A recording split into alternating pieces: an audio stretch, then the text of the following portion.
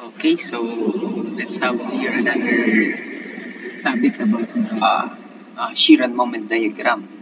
So today we have ano ba to? Yes, we have a in support, may support tayo ano. Tapos meron tayong moment or a couple of 1.6 kilonewton meter, and then we have here at this cantilever edge is 2 kilonewton. We have a concentrated load. So okay, so solve natin. Sabi natin, what are the values of the shear and moment at point B? So at this point B, and then determine the maximum bending moment or the maximum moment. Okay? So paano natin i-solve to? Okay? Okay. Ha, charot lang. Hindi, gawin muna natin, solve muna natin yung reaction. Okay? Paano natin i-solve yung reaction? We have RA. And then, meron tayong RB. Summation of moment at T. Moment at T. Okay, pwede ka naman dito. Pwede naman, walang problema. Pwede naman dito. Okay, pero dito sa ating problem, pwede rin A. Okay? So, we have 1 RB. Say, point distance niya is 1 meter. And then, 1 meter, diba? Tapos, meron tayong 2 kilonewton. Yung 2 kilonewton, nandito pababa. So that is 1.5. And then 1 minus 1.6 kilonewton. Okay, so bakit ganito? Kung ganito yung magiging rotation natin for our summation of moment, kung pag ganito, obviously, si RB is sumasalungat. Sumasalungat si RB kasi papunta siya doon. Tapos ito din, si moment, papunta din doon, sumasalungat. So, ibig sabihin, si RB, itong RB, plus this moment. Magsasama sila. Tapos, minus, or pwede naman din equal sa kabilang side, si 2 kilonewton. Okay? Kasi si 2 kilonewton is sumaayon. Itong dalawa is sumasalungat. So, dapat silang dalawa yung pwedeng magsama or ma-add up or ma-sum up. Kaya dito yung nangyari, si 1.6 kasi supposedly dapat nandito siya sa kabila, dito sa side na ito. Kaya nilipat na kanina natin, nilipat na natin kaagad si 1.6, that's why naging negative. Okay? Ganun yung ating pag-solve yan, no?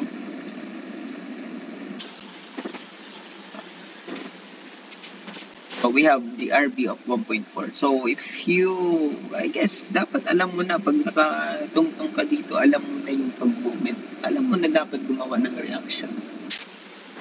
Okay, so, summation of forces vertical. Summation of forces vertical is, mayroon tayong RA and RB pangat, at saka pababa yung 2 kilonewton. Diba? Mayroon tayong RA and RB, tapos 2 kilonewton pababa. Okay? So, we have A equal to 2 minus RB. Minus natin RB, meron tayong 1.4. So, makukuha natin si RA na 0.6 kilonewton. That is our reaction. Okay? Natin into a shear diagram. Okay? Yan. Ganito yung pagpaplot natin sa shear diagram. Tapos, syempre, wag mo din kalimutan mag-subscribe. Nood ka lang ng nood. Tapos nakikitawa ka pa sa mga jokes natin. So, mag-subscribe ka din. Charot lang. Okay. So, ganito. Shear. This is for the shear, ha? Shear muna tayo. Meron tayong 0.6. 0.6. Angat. Pataas kasi si 0.6. Yan. Dito si 0.6 tumbas. So, wala tayong load dito. Hanggang dito. Dating dito, kasi moment eh. Huwag mo nang pansinin yan. Huwag mo munang pansinin si moment na 1.6. Kasi this is not the right moment. Charot.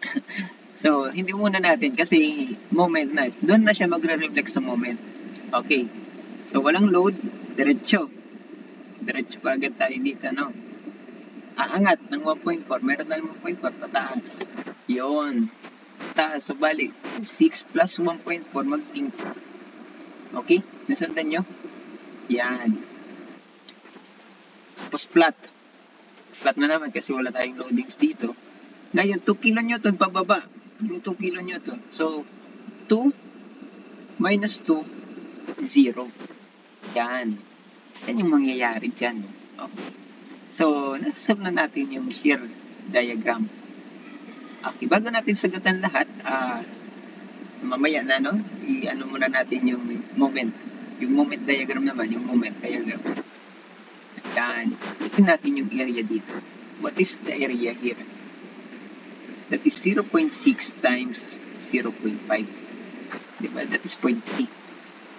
Nag-compute naman natin ito kabila. Dito naman. Dito sa side na yan. Yan. Is 0.6 pa din, ano? 0.6.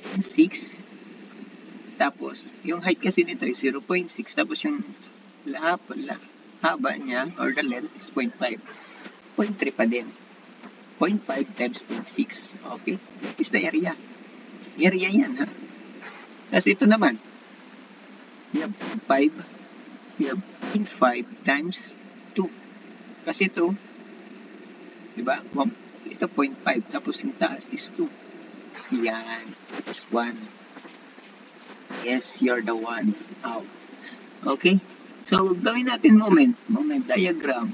Yan. Meron tayong dito rectangular. So, gawin natin triangular yung ating magiging load. So, yung kanina is magagawin yung ating mga reactions, yung ating mga forces. Dito, yung ating area.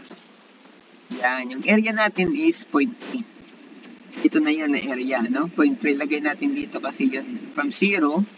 Tapos, 3. Meron tayong counterclockwise. Yung counterclockwise natin, this would be negative effect. So, meron tayong counterclockwise. Ibig sabihin, 0.3 minus 1.6. 0.3 minus 1.6. Okay, that is 1. Negative 1.3. Nandito na siya sa baba. Tapos, 1.3 plus ito, kasi nasa taas pa. 1.3 plus 0.3.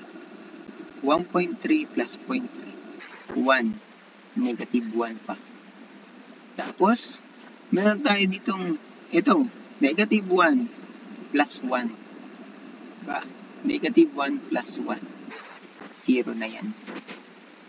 Okay. So, ganito na yung magiging diagram natin. 0 to 0.3. Ganito, bababa.